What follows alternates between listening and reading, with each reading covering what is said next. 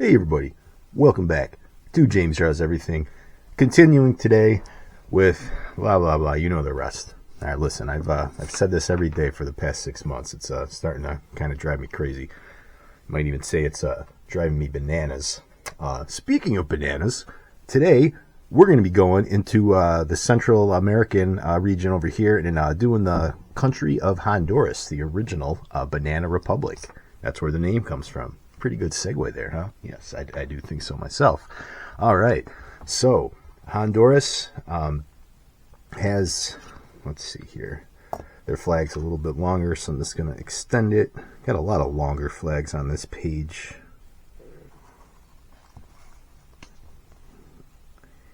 And it also, one of the few flags in the world, not counting like Commonwealth flags, that actually represents other countries in addition to Honduras. So that's kind of unique. And James, yes, what can you tell us about Honduras? Well, I'm glad that you asked, because I can tell you a little bit. Just a little bit, though. So the history of Honduras, it's kind of part of the Mayan, early Mayan civilization. And the Mayan civilization, though, is on a bit of a decline before Columbus shows up. Right, so, you know, ancient ruins, Mayan ruins, all that stuff. A lot of that's still there today. If you're into that kind of thing, this is discovered on Columbus's fourth and final voyage to the New World. So around 1502. He lands near the town of Trujillo. That's the modern name of the town. And they conquered, like, kind of what's existing of those Mayan civilizations.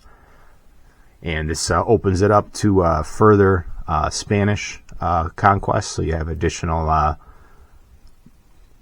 Spanish governors and, troops that kind of show up and settle there a little bit later on, kind of forming an early version of government there. Hold on, can't get this right. Let me see.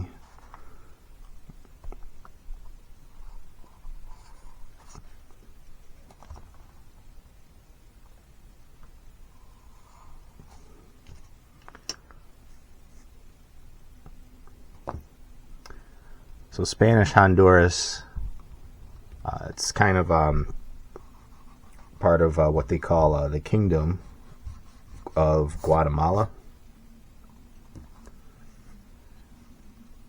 So there's a lot of the states that you think of as like modern, the modern borders of Central America. There's kind of a lot of overlap there, a lot of unification. All right, I'm just gonna have to measure this because this is just not working for me today, guys. Let's see here. So we got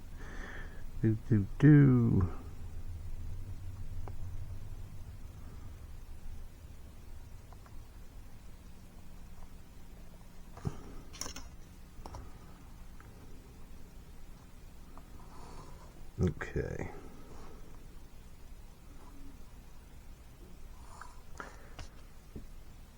So yeah, a lot of overlap with these Latin American countries. They gained independence in 1821. They're actually part of the first Mexican Empire until 1823. Then you have something called the United Provinces of Central America.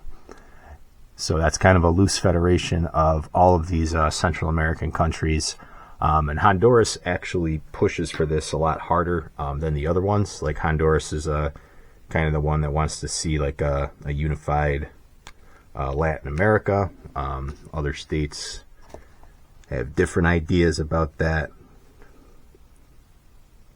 And yeah, that thing doesn't last too long, right? The unified Central American state.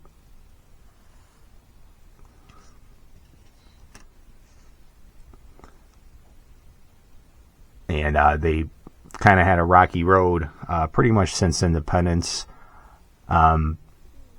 They actually, as far as like the banana thing, right? So very agriculture-based economy, right? So this attracts, other countries, to kind of develop their infrastructure. So you have a lot of United States corporations like United Fruit and Standard Fruit show up there. And, they created like kind of like when you think of like sort of like the early automobile manufacturers. Maybe not early. I guess I'm talking more like, post World War II, right? So you had like those planned cities, right? So, and a lot of those are pretty much in ruins today after like factories left. But, if you look at like Detroit or something, right? It was built on Ford, right? So you had a lot of these companies that would basically build cities for their employees. So you kind of had a lot of this in Honduras, right, with the banana companies, the fruit companies, and they actually still have this today.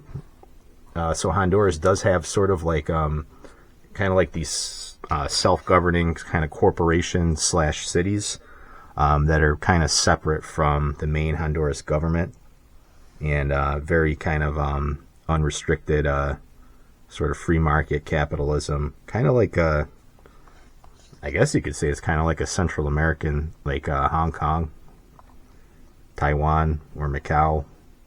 Pick your SAR, your Special Autonomous Region there. So yeah, this they're helping build a lot of infrastructure, because there's not really much else going on here. So Banana Republic, that's where it comes from. So there was it was named that kind of derogatorily because this country had nothing going on really besides banana production. So when the economy is like literally just focused on one thing, that's where the Banana Republic name came from. Then it's been used, it's kind of, the meaning has changed over time. Now a Banana Republic basically means, you're one of these dorky 80s yuppies that wears khakis and... Oh, wait, no, that's a different Banana Republic. Oh. Does that store even still exist? I can't remember the last time I've seen one of those. And again, I can't remember the last time I've been in a mall. Do they still have malls? Forget about that they still have Banana Republics. Do they even still have malls? So if you're watching this from the future, a shopping mall was a thing in the 1980s. And then, all right, back on topic. Banana Republic. Yeah, the actual meaning now is more like an unstable state, right? Because all these Latin American countries kind of have, let's face it, very unstable governments, a lot of military coups and whatnot. So yeah, it's been that, it's kind of been transformed over time, the meaning of Banana Republic. So Banana Republic,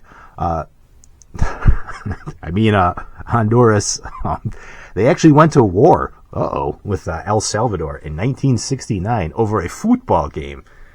So that's pretty cool. Like the two countries went to war over football, and no, I mean soccer. You know what I mean. And so they've kind of had a bit of a rivalry. So think of like I don't know, if like the Yankee or New York and Massachusetts just went to war over like the Yankees and the Red Sox, like an actual hot war, not just a bunch of drunks fighting in the streets. So that's Latin America. How about it? And they can't really gloss over this, right? You got to talk about drugs. And this place is a huge kind of center for drug trafficking. And then, of course, in the 80s, right, them action movie days, right? You got to send Arnold Schwarzenegger and a bunch of his guys to go beat up some drug dealers. You're going to Honduras, right? So a lot of a lot of strife and unrest there in the 80s. A lot of communist uprisings as well. So those are, and that kind of goes back and forth, right, between Honduras and El Salvador. So, if they kick the commies out of El Salvador, they would come to Honduras and vice versa. And then you had a lot of U.S.-backed, interventions against like Sandinistas, in this area. So, Cold War hotspot, right? But it never got hot, right, between like the U.S. and the Soviet Union here. But yeah, this is the 80s that we're talking about, right? So, the Soviet Union, they had balls, right? Like, just completely ignoring the Monroe Doctrine, right up until like the very end. So a lot of proxy wars kind of fought there between the West and the communists. So communism dies, and then this place doesn't really die down though as far as turmoil and strife. They've had a coup as recently as 2009. So that's actually, I don't want to say a lot of Latin America has settled down, but it kind of has, since the 80s, since the Cold War ended. This is like very recent memory though. So you do have a president that's ousted in a coup, and basically actually kind of was more like a Congress that was doing it. A lot of international organizations, like the United Nations, they did not recognize it. They didn't recognize the de facto government. So it's been a bit of a basket case since then. And then kind of when you look at these parties that are sort of behind these coups as well, it's like a Liberty and Refoundation Party, which is, very, very leftist, sort of a Marxist kind of party. So it does still exist in that region. Communism's long dead, but may those horrible ideas, may they always fester and boil over until they're ready to sprout again, right? So, their neighbor, right, El Salvador, they've actually cleaned things up quite a bit. So that's kind of put Honduras, because they have a leftist government.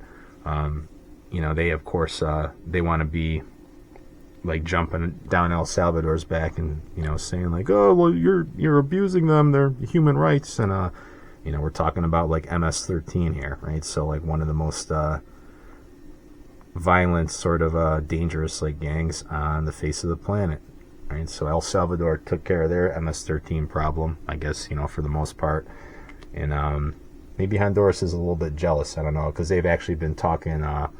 They've been issuing warnings to the United States about deporting violent Honduran criminals back to their country.